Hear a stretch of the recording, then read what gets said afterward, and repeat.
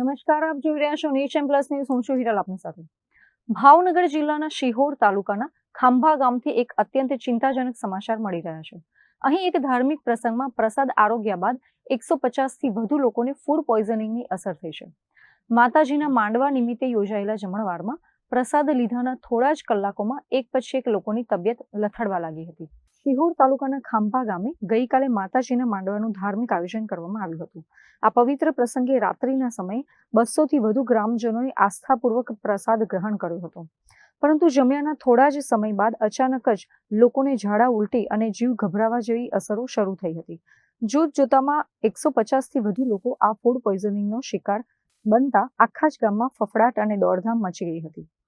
મોડી રાત્રે સ્થિતિ વધુ વણસતા અસરગ્રસ્તોને તાત્કાલિક ખાનગી વાહનો અને એમ્બ્યુલન્સ મારફતે શિહોરની સરકારી અને ખાનગી હોસ્પિટલોમાં ખસેડવામાં આવ્યા હતા.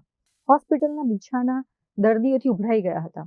ઘટનાની જાણ થતાં જ જિલ્લા આરોગ્ય તંત્ર હરકતમાં આવ્યું હતું અને ખાંભા ગામે તાત્કાલિક મેડિકલ ટીમો રવાના કરવામાં આવી હતી. ગામની શાળા અથવા પંચાયત ભવનમાં જ હંગામી ધોરણે હોસ્પિટલ શરૂ કરી દેવામાં આવી છે, જેથી અન્ય લોકોને સ્થળ પર જ પ્રાથમિક સારવાર મળી રહે. તબીબોના જણાવ્યા અનુસાર અત્યારે તમામ 150થી વધુ લોકોની તબિયત સુધારા પર છે અને ભયમુક્ત છે. ફૂડ પોઈઝનિંગ કયા ખોરાક અથવા પાણીના કારણે થયું છે તેની તપાસ માટે લેબોરેટરીમાં નમૂના મોકલવાની તજવીજ હાથ ધરાઈ છે. ધાર્મિક કાર્યક્રમમાં બનેલી આ કમનસીબ ઘટનાને પગલે ખાંભા ગામમાં અત્યારે ચિંતા અને ગમગીનીનો માહોલ જોવા મળી રહ્યો છે. વહીવટી તંત્ર દ્વારા સ્થિતિ પર ચાંપતી નજર રાખવામાં આવી રહી છે.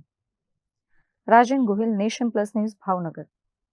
સમાચારોના સતત અપડેટ મેળવવા માટે અમારી નેશન પ્લસ ન્યૂઝની યુટ્યુબ ચેનલને સબસ્ક્રાઇબ કરો, બેલ આઇકન દબાવો અને જોડાયેલા રહો ફેસબુક, ઇન્સ્ટાગ્રામ અને ટ્વિટર પર.